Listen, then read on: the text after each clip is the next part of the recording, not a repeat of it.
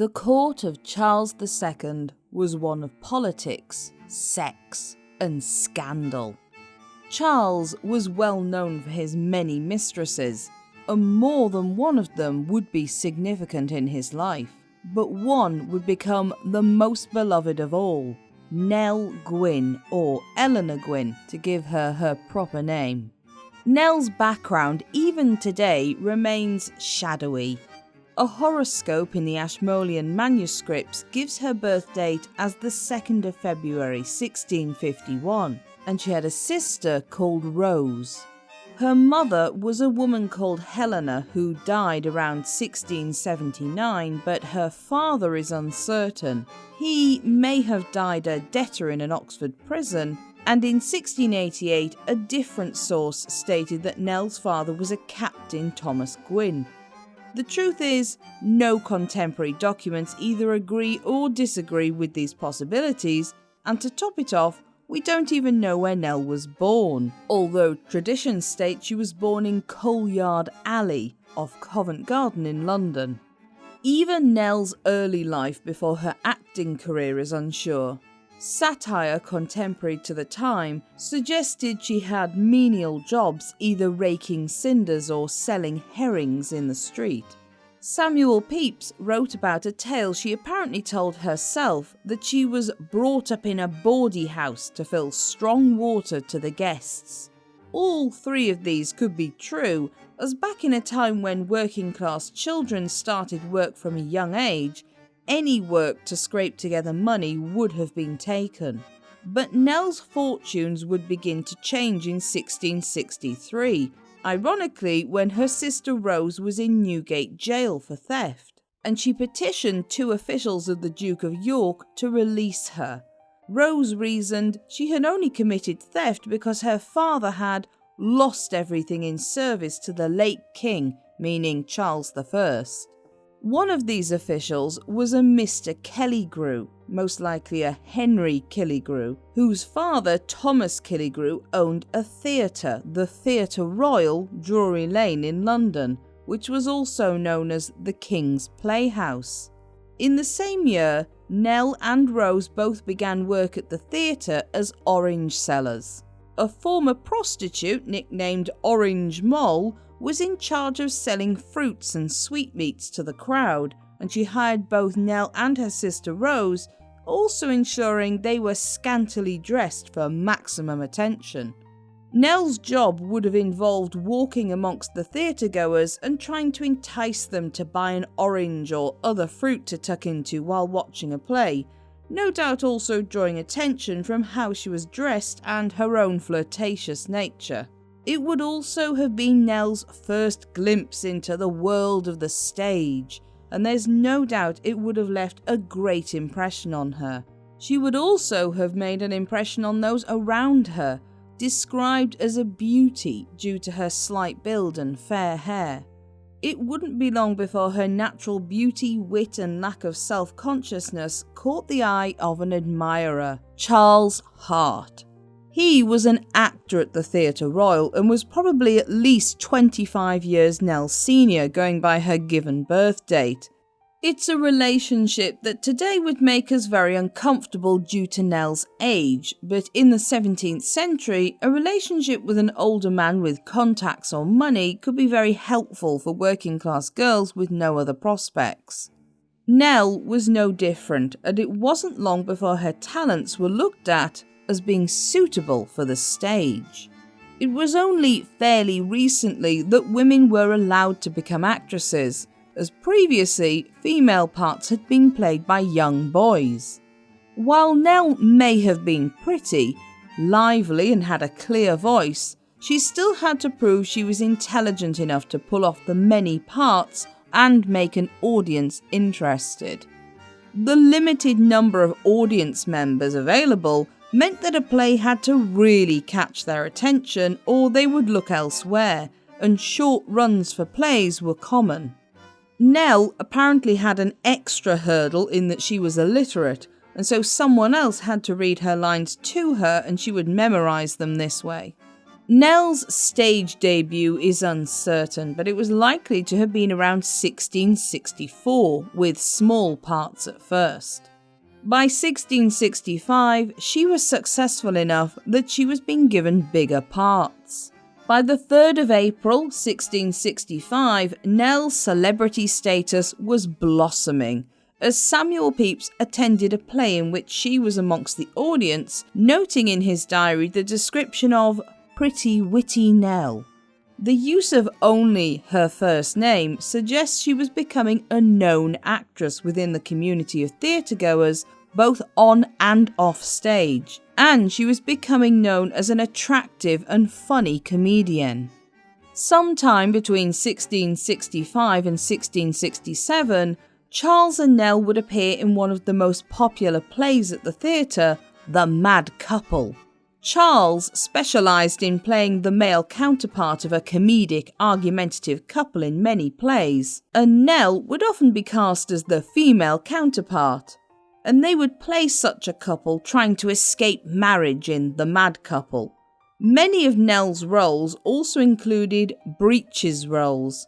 These were roles in which there was a pretense for a female character to dress up as a male character.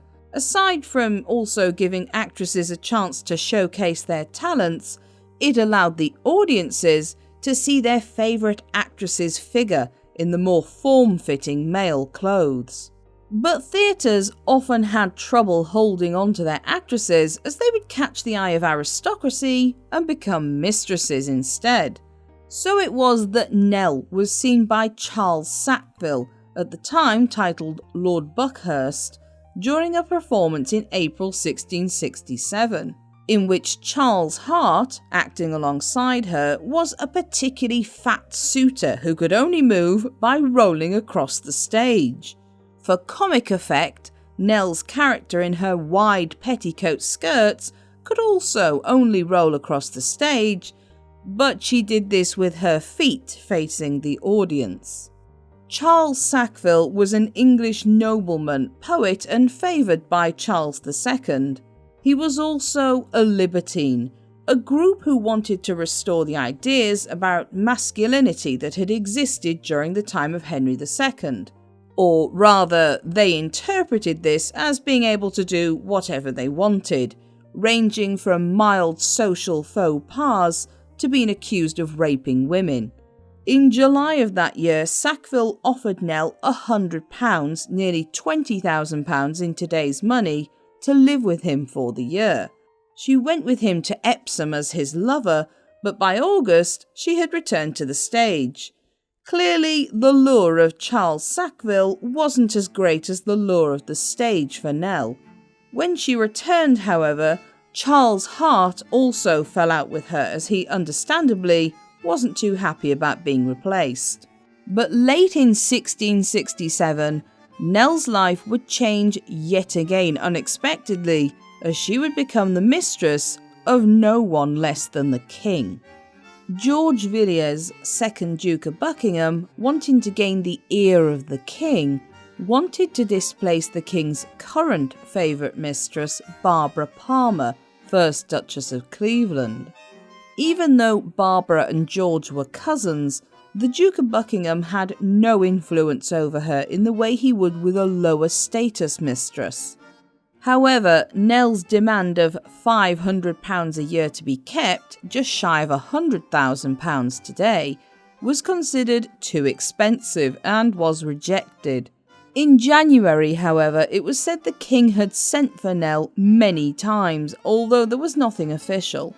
At least until April 1668, when the king went to see Nell performing in a play at the Lincoln's Inn Fields Playhouse, where he was far more interested in flirting with her than watching the play. After the play finished, Charles then invited Nell and her escort, Mr. Villiers, a cousin of Buckingham's, to supper with himself and his brother James, then the Duke of York. Although probably not true, there is a charming story about this, that having finished the meal, the king and his brother then discovered that neither of them had any money on their persons.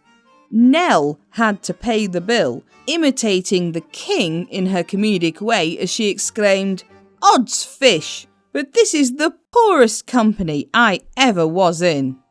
By June, it was public knowledge that Nell and Charles were having an affair. She jokingly called him her Charles III, having previously been mistress to Charles Hart and Charles Sackville. She continued to act for the time being, and her new fame as a royal mistress drew ever bigger crowds, eager to not only see the woman the king was now infatuated with, but even perhaps a glimpse of the king himself in the royal box watching Nell on stage. But as Nell spent more time with Charles, her acting slowed down, and by late 1669 she was pregnant with her first child with the king. Charles gave her a property at Lincoln's Inn Fields, and this is where Nell would give birth. Her first child with Charles arrived on the 14th or 15th of May 1670, a boy who would be named Charles Beauclerk. He was the king's 7th son by 5 separate mistresses. There is an apocryphal story that Nell, when her son was about 6 years old, she called him over by saying, "Come hither, you little bastard." When the king reproached her for this, Nell replied, "Your Majesty has given me no other name to call him by." King Charles responded by making his son with Nell Baron Headington and Earl of Burford, and in later years would be made Duke of St Albans. Nell would only briefly return to the stage in late 1670, a very unusual thing for a royal mistress with a child to do. She only appeared in one play, however, in John Dryden's The Conquest of Granada, a 2-part epic which ended in January 1671. It was Nell's final play, and she retired from the stage at the grand old age of just 21. It was around 1671 that Louise du Carroy, Duchess of Portsmouth, became another of Charles's royal mistresses. She was a Breton noblewoman who also kept in touch with the French court, but almost from the start, Louise and Nell had a publicly antagonistic relationship. Nell had a few choice nicknames for her rival, namely Squintabella for her looks, and the Weeping Willow, as she was known to get emotional and cry. However, the two women were also known to occasionally meet for tea and play cards together, something which suggests much of the public rivalry may not have been completely honest behind closed doors. In February 1671, Nell moved into a much grander house on Pall Mall, signalling her new status as a royal mistress. The house was well placed for royal visits, as it backed onto St James's Park, and at least once, Nell was observed leaning over the terrace wall at the bottom of her garden as Charles walked beneath it. On Christmas Day 1671, Nell's second son with the king, James, was born at her home in Pall Mall. In 1676, Charles would grant Nell the freehold for the property, which remained in her family for the next 20 years or so. Shortly after the birth of James, Charles also gave another property to Nell on the edge of the Home Park in Windsor, which was renamed Burford House. Charles would also make sure that Nell and her family would want for nothing financially, gifting her a pension of £4,000 a year in 1674, which increased to £5,000 2 years later in 1676.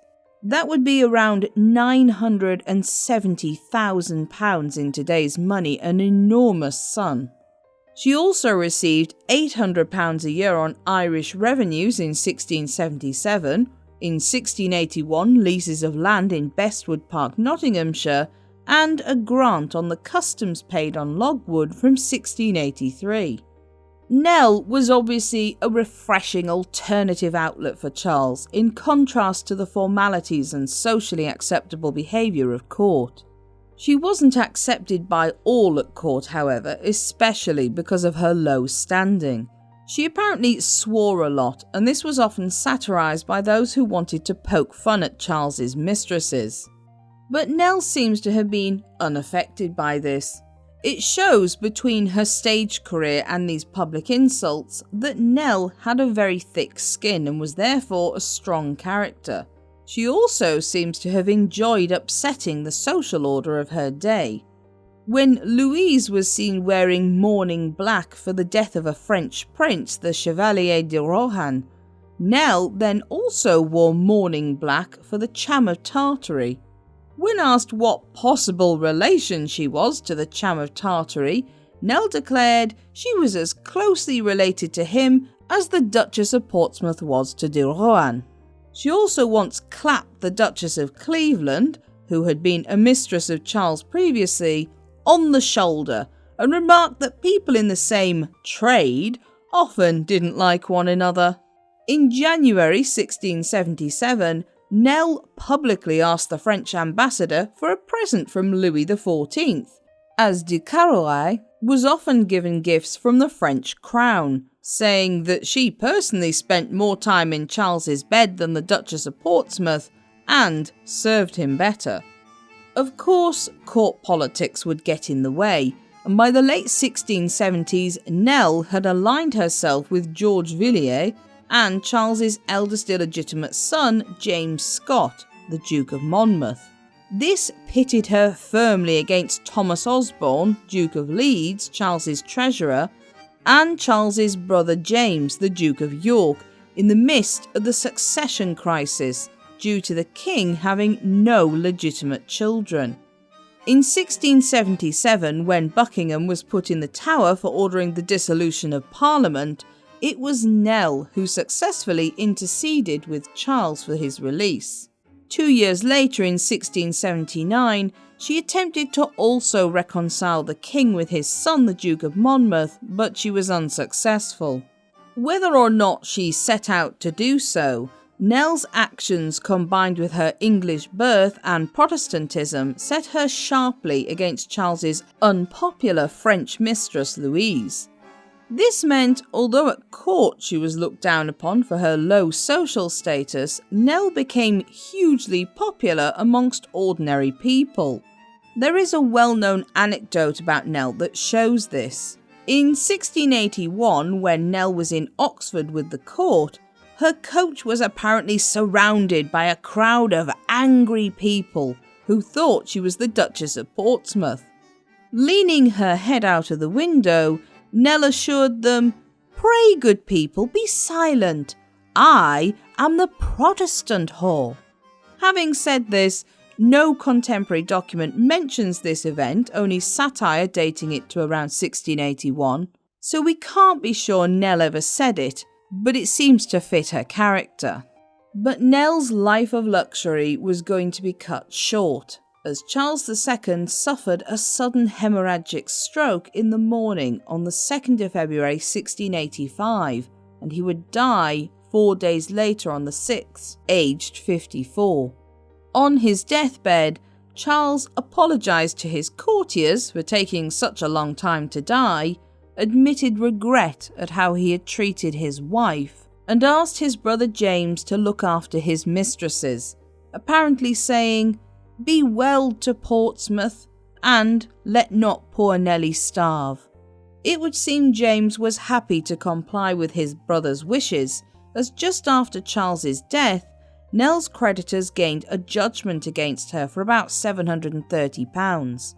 James ensured this was paid in full, continued to pay her pension, and in 1687 redeemed a mortgage on Bestwood Park, giving the estate to Nell and her remaining son. He even ensured her sister Rose continued to receive a pension of £200 a year. But this didn't come without some conditions, and James leaned on Nell to convert her son Charles and herself to Catholicism, which she refused. Sadly, Nell wouldn't get much of a chance to enjoy her fortune for much longer, as she suffered a stroke in March 1687. It left her paralysed on one side, and in May she had a second stroke which left her bedridden, and Nell made out her will in early July. On the 14th of November 1687, at 10 in the evening, she suffered a hemorrhagic stroke as the king had. In her case, hypothesized to be from syphilis, and died at the age of just 37. She left the majority of her estate to her son, also giving some to the church and including £50 to allow debtors in prison to be released every Christmas. Although Nell is often seen as little more than a frivolous mistress, she was more than that.